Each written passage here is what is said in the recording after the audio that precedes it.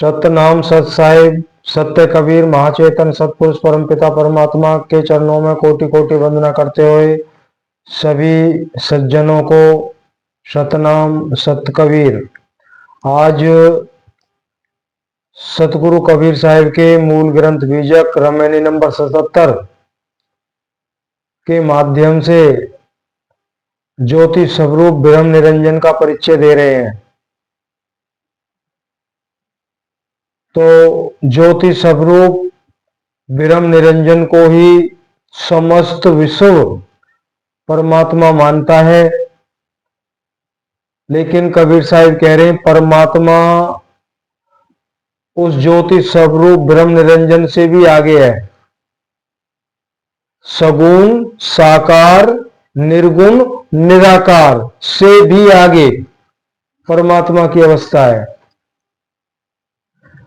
अब कई भक्त अन्य महात्माओं से अपने प्रश्न रखते हैं,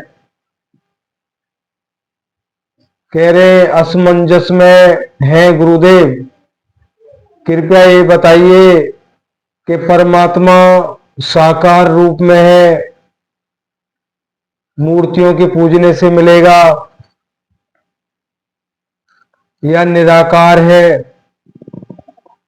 तो समझा दिया जाता है वो परमात्मा साकार भी है निराकार भी है, लेकिन सतगुरु कबीर साहब ने बिल्कुल ही स्पष्ट कर दिया है वह परमात्मा सगुण साकार निर्गुण निराकार से परे की अवस्था है। आइए सुनते हैं रामायणी नंबर 77 शब्द है।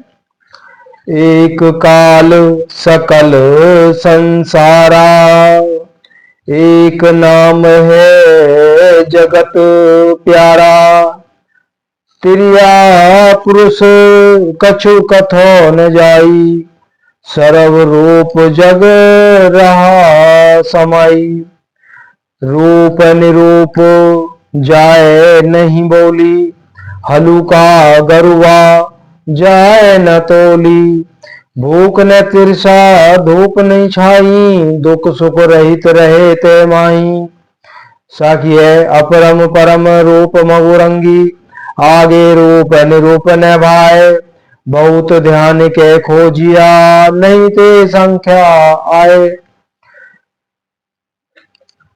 सतगुरु कबीर साहिब कहते हैं एक ही काल पुरुष निरंजन समस्त संसार में व्याप्त है, अर्थात उसकी चेतना शक्ति मन प्राण वायु संयुक्त समस्त संसार में व्याप्त हो रही है।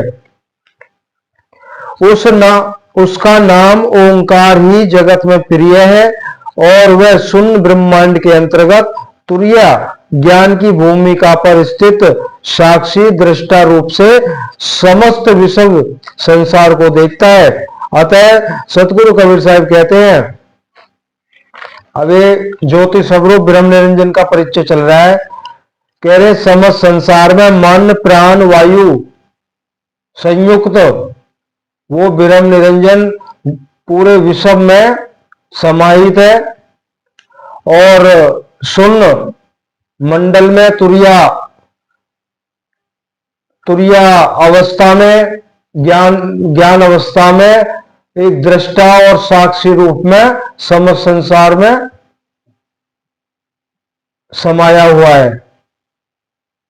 कोई जगह ऐसी नहीं है जहां ज्योति स्वरूप ब्रह्म निरंजन नहीं है। राज निरंजन देखता ठाव ठाव भरपूर, रसातल और ब्रह्मांड लग कहीं निकट कहीं दूर, अलख निरंजन लखा न कोई, जेहि बंदे बंदा सब लोई। अतः उसी निरंजन को वेद उपनिषद तथा दार्शनिक ग्रंथों में सर्वोपरि ईश्वर ब्रह्म ज्योतिर्मय सच्चिदानंद वर्णन किया है। कह रहे वेद और उपनिषद और दार्शनिक अन्य धर्म ग्रंथों में ज्योति स्वरूप ब्रह्म निरंजन को ही सबसे बड़ा बताया है। सबसे बड़े का मतलब परमात्मा वही है, लेकिन सतगुरु कबीर साहब कह रहे हैं वो परमात्मा नहीं है। आगे कहते हैं सतगुरु कबीर साहब, अलख निरंजन निर्गुण राई, तीन लोग जा फिरे दुआई, महाशून्य में कीन ठिकाना, अलख निरंजन सबने माना। ब्रह्मा विष्णु और शिव देवा, सब मिल करे निरंजन सेवा। ऋषि मुनि त्रिदेव जो भयो, निरंजन आगे कोई न गयो। कह रहे हो त्रिदेव श्री हरि ब्रह्मा विष्णु महेश, उन्होंने भी निरंजन की भक्ति की और निरंजन से आगे कोई नहीं गया। जब जानते ही नहीं है तो जाएंगे कैसे। ऋषि मुनि त्रिदेव जो भयो, निरंजन आगे कोई ना गयो, मेरा भेद निरंजन पारा। अगर सतगुरु कबीर साहिब कह रहे हैं मेरा वो परमात्मा का जो भेद है वो निरंजन पारा, वो निरंजन की अवस्था से पार है। परम पुरुष ता अगम पारा, तासे जगत ने काहू माना, तासे तोहे कहूं निज ज्ञाना।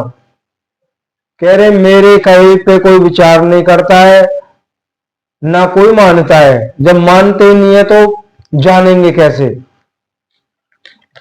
वेद तथा उपनिषदों में कथन किया गया है उस ब्रह्म निरंजन को साकार देहधारी स्त्री तथा पुरुष के रूप में कुछ भी कथन नहीं किया जा सकता है।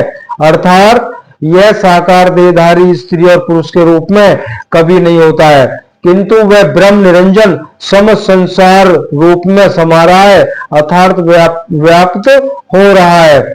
वह निरंजन ब्रह्म मन वाणी के परे होने से रूप रहित तथा रूप रहित है। यह भी कुछ कहा नहीं जा सकता। इसी प्रकार वह हल्का है या वजनदार है, यह भी कुछ तोला नहीं जा सकता है। ये तो ब्रह्म निरंजन की बात हो रही है।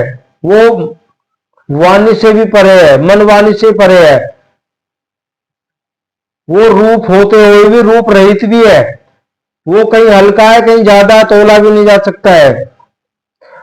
उसमें न क्षुधा भूख है और न प्यास है, इसी प्रकार उसमें न धूप और न छाया ही है। अर्थात उस निरंजन आत्मा में ये कुछ भी दोष नहीं है। वह निरंजन आत्मा संसारिक तथा शारीरिक सर्व प्रकार के सुख तथा दुखों से रहित उस ब्रह्मांडी तुरीय भूमिका में सदा स्थित रहता है। उस निरंजन ब्रह्म को ज्योति स्वरूप कहा है और ज्योति स्वरूप को ही सच्चिदानंद कहा है। अतः उसके ज्योति स्वरूप और उसकी प्राप्ति के योग मार्ग को योगियों ने अपरंपार कहा है और उसमें रूप भाव तथा निरूप भाव नहीं है, ऐसा कहा है। उस योगी महात्मा लोगों ने बहुत ध्यान देकर खोज किया, परंतु उसकी संख्या अर्थात वह ज्योति कहां से कहां तक है यह आदि अंत नहीं पाया। भाव यह है कि वह निरंजन ज्योति ब्रह्मांड के अंतर्गत आकाश मंडल में सर्वत्र ही व्याप्त रूप में योगियों को देखने में आती है। अतएव सतगुरु कहते हैं निर्गुण निराकार अविनाशी ज्योति स्वरूप शून्य के वासी। अब देखो यहाँ पे ज्योति स्वरूप ब्रह्म निरंजन को बता दिया है निर्गुण निराकार अविनाशी, वो अविनाशी भी है, ज्योति स्वरूप शून्य के वासी। अब जो भी ज्योति स्वरूप ब्रह्म निरंजन परमात्मा की जो भक्ति करते हैं वो शून्य तक ही सीमित है, वहीं पे उनको वो दर्शन होते हैं, ज्योति के दर्शन होते हैं, शब्द सुनाई देते हैं और भी अन्य चमत्कार मायावी चमत्कार देखने को मिलते हैं। आगे कह रहे हैं निरंकार निरंजन राया ज्योति स्वरूप वेद गुण गाया। उसका जो स्वरूप है ज्योति के रूप में ही वेदों ने उसके गुण को गाया है। वह ज्योति स्वरूप है, उसका स्वरूप ही ज्योति है। ज्योति काल दूजा जिन जानो, निरक धर्म सत्य तुम मानो। ज्योति स्वरूप काल अस आहो, कठिन काल वह छाड़त नाही। ज्योत निरंजन काल अन्यायी, सिद्ध तपी सब धरी खाई। कह रहे हो ज्योत निरंजन काल अन्यायी ने सिद्ध तपी ऋषि मुनि सबको धर के खाया है। सत्य पुरुष है ताके पारा, कह रहे हो सत्य पुरुष तो उसके पार है, सो साहेब है अगम अपारा। सत्य पुरुष है ताके पारा, सो साहेब है अगम अपारा। ताको नहीं जाने संसारा, बड़े दुख की बात है, उसको संसार नहीं जानता है। किसको? उस एक सर्व आत्माओं के पति परमात्मा को नहीं जानता है। ताकि भक्ति, कह रहे ताको नहीं जाने संसारा, ताकि भक्ति महानिज सारा। ताकि भक्ति करे जो कोई, भक्त छूटे जन्म न हुई। सत्य भक्ति में नहीं लागा, ऐसे ही सब जीव अभागा। अपने साहिब को नहीं जाना, बिन देखे कह क्यों बखाना। ऐसे भूल परा संसारा, कैसे उतरे भवजल पारा। जब लग सार शब्द न पावे, तब लग फिर भटका खावे। अब ये सतगुरु कबीर साहब ने कह दिया, जब लग वह सार शब्द महाचेतन सत्य पुरुष परमात्मा का परिचय नहीं करोगे, तब लग फिर भटका खावे।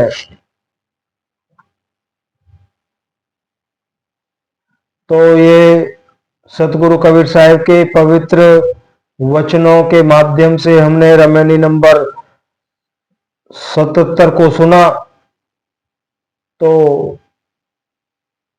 उस ज्योति स्वरूप ब्रह्म निरंजन को ही पूरा विश्व परमात्मा मानता है, लेकिन वो परमात्मा नहीं है। वो ज्ञान अवस्था में वो एक सिद्ध चेतन आत्मा है। हम पिंड में आ गए तो हम असिद्ध चेतन आत्मा है। असिद्ध मान लो हम स्वयं को भूल गए हैं।